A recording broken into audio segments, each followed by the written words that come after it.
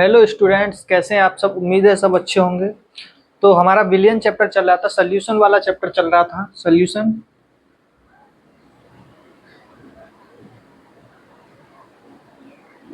Solution chapter चल रहा था, जिसमें हमने कल राउल्ट के नियम के बारे में थोड़ा बहुत समझ लिया था। तो उसे दोबारा से राउल्ट के नियम को समझते हैं। राउल्ट का नियम क्या होता है, फिर उससे आगे कुछ क्वेश्चंस करेंगे। तो पहले हम राउल्ट का नियम समझेंगे।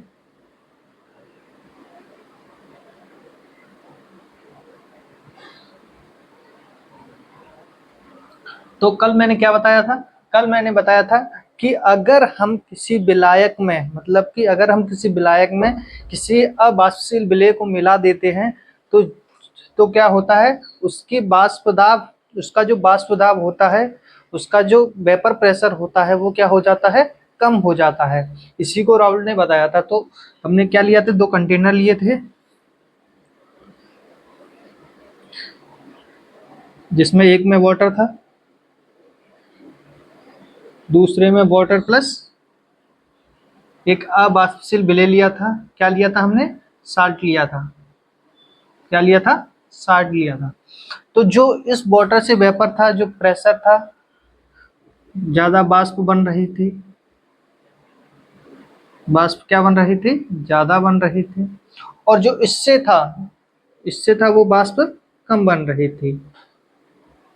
तो जो इसका बाष्प दाब था वो इससे कम था, तो इसका बाष्प दाब ज्यादा था।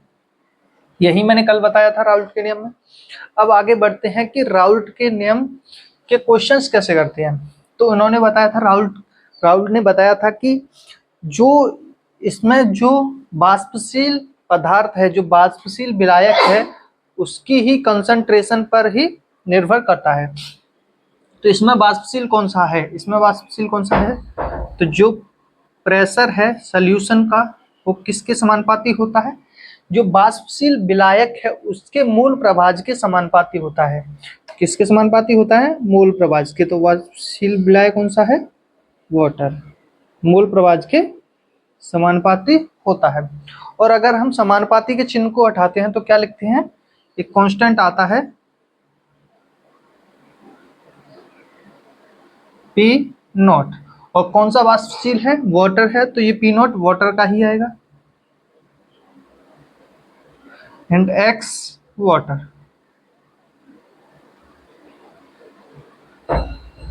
तो ये हमने फॉर्मूला कल देख लिया था। आज हम इसके बेस पे कुछ क्वेश्चंस करेंगे। कुछ क्वेश्चन करेंगे। तो आगे बढ़ते हैं, आगे देखते हैं। क्वेश्चंस देखने से पहले एक एक कंडीशन और बताते हैं हम आपको, कि अगर ए और बी एक विलायक है जिसमें ए व बी दोनों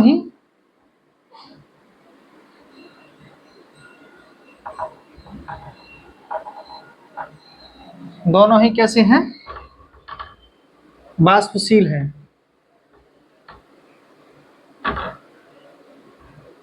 तो क्या निकालना है? बाष्प दाब निकालना है। बाष्प दाब निकालना है। तो बाष्प दाब निकालने का फॉर्मूला क्या था जो राउल्ट ने दिया था? राउल्ट ने बोला था कि जो किसी विलयन में जो बाष्पशील है उसका मोल प्रभाज लिख ले हैं। तो मतलब पी सॉल्यूशन का निकालते हैं तो समानुपाती किसका होता है? मोल प्रभाज जो बाष्पशील है।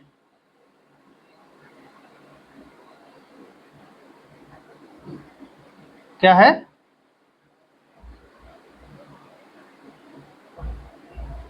बाष्पशील है। और इसमें बाष्पशील कौन कौन है? इसमें ए भी बाष्पशील है एंड बी भी बाष्पशील है। तो इसमें किसको लिखना पड़ेगा? दोनों को लिखना पड़ेगा। पी सॉल्यूशन, समानुपाती के चिन्ह को उठाते हैं तो क्या लिखते हैं? पी नोट जो बाष्पशील है उसका,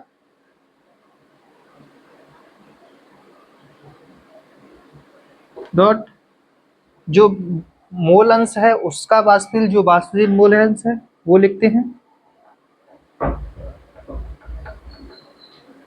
तो ये आपको समझ में आ गया होगा। अब हम आगे बढ़ते हैं।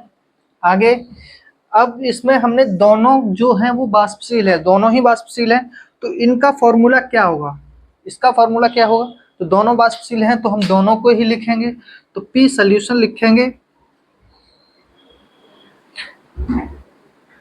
वाष्प दाब सॉल्यूशन का क्या होगा, ए का वाष्प दाब जो ए है वो भी वाष्पशील है तो P naught A and X A, plus B भी वाष्पशील है P naught B and X B.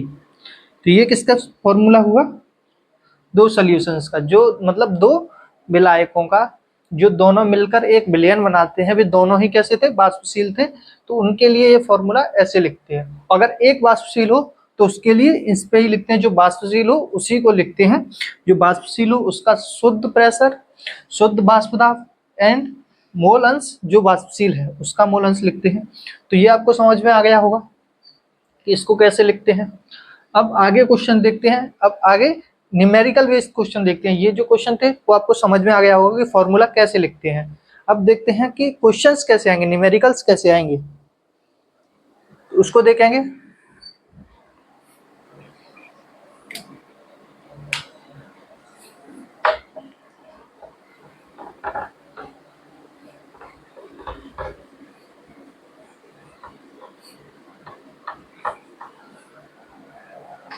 Question देखते हैं, क्वेश्चन है कि क्वेश्चन है कि एक विलयन है, क्या है, एक विलयन जिसमें क्या क्या दिया है, 50 ग्राम क्या है, 50 ग्राम क्या है, नमक है, क्या है, नमक, NaCl। एक विलयन है जिसमें 50 ग्राम नमक है और 500 ग्राम क्या है, वाटर है, क्या है, H2O है। और इसमें दिया हुआ क्या है, दिया हुआ है, दिया है वाष्प दाब किसका, जल का, जल का वाष्प दाब दिया है 760 mm, 760 mm जल का वाष्प दाब दिया हुआ है। तो इसे कैसे सॉल्व करेंगे, तो आपको पता ही होगा इन दोनों में से जो वाष्पशील है वो कौन है। ऐसे आपको सीधा सीधा सिंपल पता नहीं चल रहा होगा कि ये वाष्पशील है या ये वाष्पशील है। कल जो मैंने बताया था तो आपको पता ही होगा कि क्या वाष्पशील है, वाटर वाष्पशील है। बट आपको कोई ऐसे के कंपाउंड दे सकते हैं, ऐसा पदार्थ दे सकते हैं, ऐसा विलयन दे सकते हैं, ऐसा विलायक दे सकते हैं कि दोनों ही पहचानने में आ रहे होंगे कि दोनों ही वाष्पशील हो सकते हैं। बट ऐसा नहीं है कि दोनों ही वाष्पशील हो और दोनों ही नहीं वाष्पशील हो। तो उसको देखने के लिए पहले ही क्वेश्चन में क्या दिया होता है, वाष्प दाब दिया होता है, जिसका वाष्प दाब दिया होता है वही सिर्फ वाष्पशील होता है। जैसे कि इसमें जल का वाष्प दाब दिया है तो ओनली जल ही वाष्पशील है, तो क्या है, जल एक वाष्पशील पदार्थ है। तो हम इसमें फॉर्मूला लिखते हैं, फॉर्मूला लिखते हैं पी, सोल्यूशन का निकालेंगे, वाष्प दाब किसका निकाल रहे हैं, सोल्यूशन का निकाल रहे हैं, पी सोल्यूशन, पी नॉट जो वाष्पशील है उसका फॉर्मूला, जो वाष्पशील क्या है, वाटर है, तो वाटर डॉट मोल अंश जो वाष्पशील है उसके मोल अंश, तो ये भी वाटर। अब सिंपली इसमें इसका मान रखना है। तो अब किसी का मोल अंश निकालते हैं, मोल अंश निकालते हैं, उसका फॉर्मूला क्या होता है, तो आपको पता ही होगा किसी का मोल अंश निकालते हैं तो उसका फॉर्मूला क्या होता है, पी नॉट वाटर। अगर मोल अंश निकालते हैं तो क्या लिखते हैं, जिसका मोल निकालना है, मोल अंश निकालना है वो मतलब कि मोल वाटर अपॉन जो जो सॉल्यूशन में दिया हुआ है वो उनकी टोटल मोल। तो क्या क्या दिया है, एन वाटर दिया है प्लस क्या दिया है, NaCl नमक दिया है, तो दोनों के मोल योग करते हैं। ये आपने लिख लिया। अब इसमें सिंपली पी सॉल्यूशन, इसमें हम मान लिखते हैं पी नॉट वाटर, और अगर किसी के मोल निकालते हैं तो क्या होता है, वेट, वेट वाटर का एंड मॉलिक्यूलर वेट वाटर का upon weight upon molecular wait water का प्लस वाटर का and weight by molecular weight NaCl का। इससे आपका क्या निकलेगा, मोलन्स निकलेगा, और इसका मल्टीप्लाई कर देंगे तो आपको जो है वो वाष्प दाब निकल आएगा। तो इसमें सिंपली मान रखते हैं। तो NaCl होता है उसका वो क्या बोलते हैं मॉलिक्यूलर वेट कितना होता है, इसका मॉलिक्यूलर वेट होता है इसका 23.5 प्लस 35.5 कुछ ऐसा ही होता है। तो क्या होता है 2840 क्या होता है 40 के लगभग होता है, और इसका 18 होता है 80 के लगभग होता है। क्या होता है 80 के लगभग।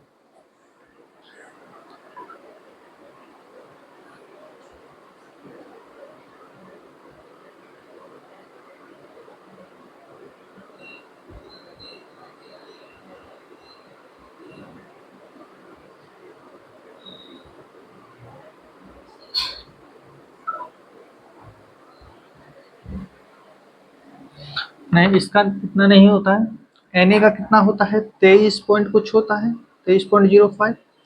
एंड कैल्शियम का कितना होता है 35 पॉइंट कुछ होता है 35.5। तो इसको सॉल्व करेंगे कितना आएगा, ये 58.55 इतना आ रहा है मॉलिक्यूलर वेट 58.55। तो इसका मान सीधा सिंपली इसमें रख देंगे। तो रखते हैं चलो। तो पी नोट की वैल्यू कितनी दी है 760 mm, और ये वाटर का वेट कितना दिया है, वेट कितना दिया है 50, सॉरी वाटर का कितना दिया है 500। तो 500 अपॉन मॉलिक्यूलर वेट कितना है वाटर का 18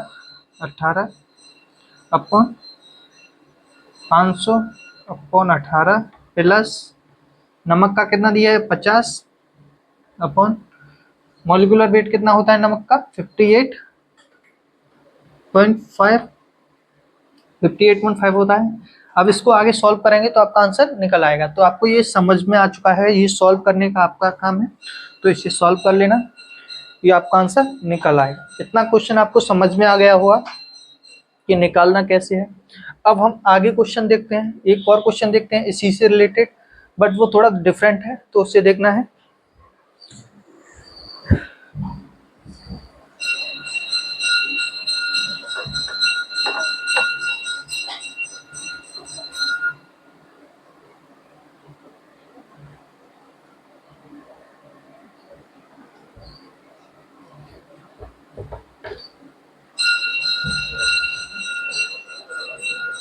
एक और क्वेश्चन है जैसे देखो कि एक विलयन है, एक क्या है सोल्यूशन है, विलयन है जिसमें क्या क्या दिया है, बेंजीन दी है। बेंजीन कितनी दी है 50 ग्राम, माना कि 50 ग्राम दी है। एंड क्या दिया है टोल्यूइन दिया है, टोल्यूइन दिया है 100 ग्राम। टोल्यूइन कितनी दिया है 100 ग्राम दिया है। तो इनसे एक सोल्यूशन बनता है, एक विलयन बनता है। और इसमें बेंजीन का वाष्प दाब कितना दिया है, बेंजीन का वाष्प दाब दिया है 200 mm। एंड टोल्यूइन का वाष्प दाब कितना दिया है, टोल्यूइन का वाष्प दाब दिया है 150 mm। कितना दिया है 150 mm। तो इस सोल्यूशन का वाष्प दाब निकालना है, जो ये सोल्यूशन है ये विलयन है उसका वाष्प दाब निकालना है। तो आगे सॉल्व करते हैं। तो मैंने आपको बताया था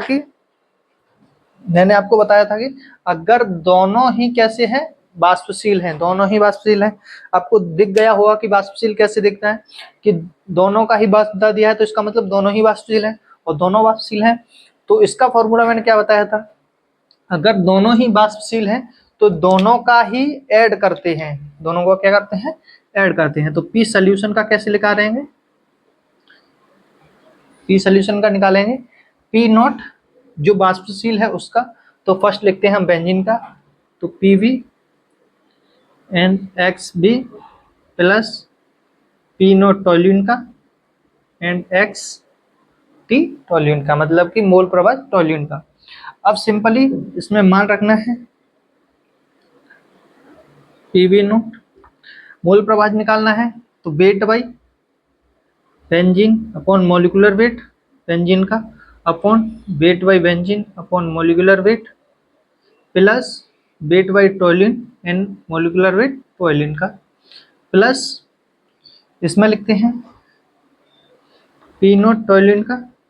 अब अगर हमने एक का वेट, एक का मॉलिक्यूलर सॉरी एक का मोल प्रभाव निकाल दिया है, मोल फ्रिक्शन एक का निकाल दिया है, तो एक तुमने 11th क्लास में बात पढ़ी होगी कि दो पदार्थों के मोल प्रभाव, दो पदार्थों के मोल प्रभाव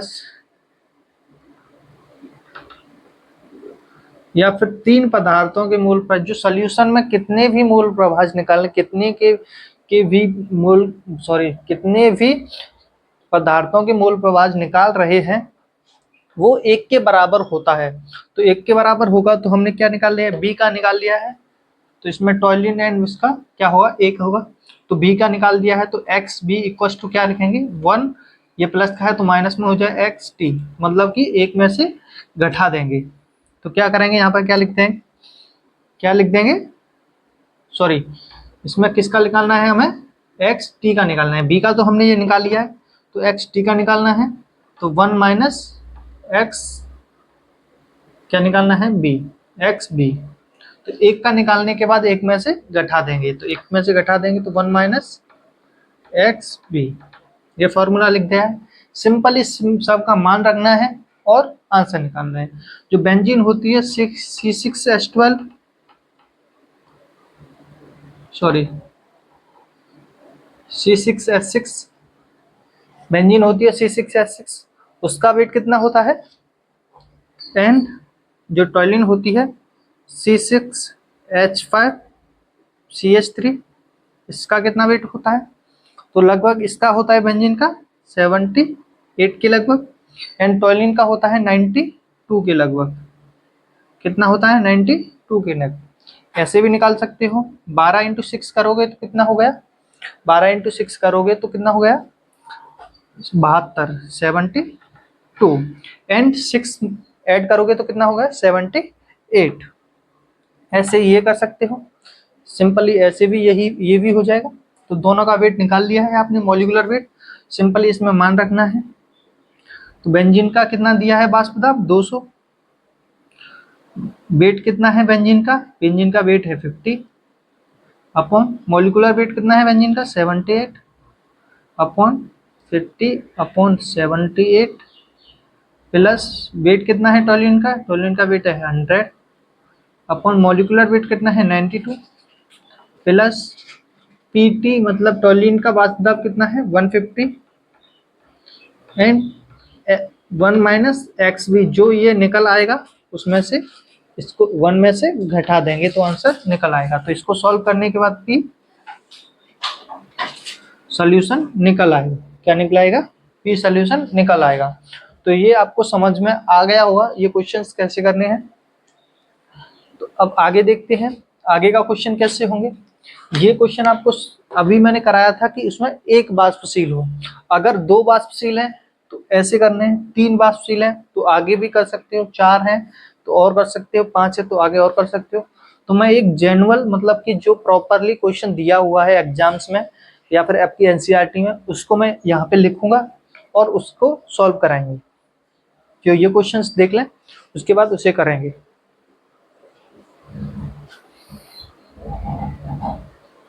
क्वेश्चन देखते हैं जो आपकी एनसीईआरटी से लिया हुआ है, जो आपके एनसीईआरटी में सिंपली सीधा सीधा छपा हुआ है, उसे जाके देख सकते हो, वही एनसीईआरटी का क्वेश्चन लिया हुआ है। तो एनसीईआरटी आपके क्वेश्चन में क्या बोला है कि 298 केल्विन पर क्लोरोफॉर्म CaCl3 एवं डाइक्लोरोमेथिल CH2 को वाष्प दाब क्रमशः, ये दोनों का वाष्प दाब क्रमशः दिया हुआ है। क्लोरोफॉर्म का दिया है 200 mmHg एंड डाइक्लोरोमेथेन का दिया है 415 mmHg है। तो 298 केल्विन पर 25.5 ग्राम क्या है ये ग्राम है, ग्राम क्लोरोफॉर्म एवं डाइक्लोरोमेथिल क्या है, 40 ग्राम को मिलाने पर बने विलयन के वाष्प दाब की गणना करनी है। मतलब इन दोनों को मिलाने के बाद जो वाष्प दाब बनेगा, जो वाष्प दाब होगा, उसकी गणना करनी है। मतलब कि पी सॉल्यूशन की निकालना है, तो सॉल्यूशन का निकालना है तो पहले क्या देखना पड़ेगा कि इसमें कौन कौन से वाष्पशील पदार्थ हैं। जो वाष्पशील पदार्थ हैं उन्हीं का तो निकालोगे, तो इसमें देखते हैं कौन कौन से वाष्पशील पदार्थ हैं। तो इसमें क्लोरोफॉर्म एंड डाइक्लोरोमेथेन दोनों का ही वाष्प दाब दिया है। तो इसका मतलब क्या है कि दोनों ही वाष्पशील पदार्थ हैं। तो दोनों वाष्पशील पदार्थ हैं तो दोनों का ही प्रेशर निकालेंगे। तो मतलब कि प्रेशर किसका निकालेंगे, क्लोरीन का भी क्लोरोफॉर्म का भी निकालेंगे एंड प्रेशर किसका भी निकालेंगे, डाइक्लोरोमेथिल का भी निकालेंगे। तो सिंपली सीधा फॉर्मूला लिख देंगे। तो P solution equals to P naught C dot mole प्रभाज सी का plus P naught D dot mole प्रभाज डी का। सिंपली निकालेंगे, निकल आएगा आपका। अब इतना करने के बाद इसमें देखते हैं हम क्या क्या दिया हुआ है। दिया क्या क्या है। जो प्रेशर, जो वाष्प दाब है, वेपर प्रेशर है, वो किसका दिया है, दोनों का ही दिया हुआ है। तो बी क्लोरोफॉर्म का वेपर प्रेशर कितना दिया है, 200 mmHg दिया है। एंड डाइक्लोरोमेथेन का कितना दिया है, 415 mmHg दिया है। अब क्या दिया हुआ है, इनका वेट दिया है, क्लोरोफॉर्म का वेट एंड डाइक्लोरोमेथिल का वेट। तो क्लोरोफॉर्म का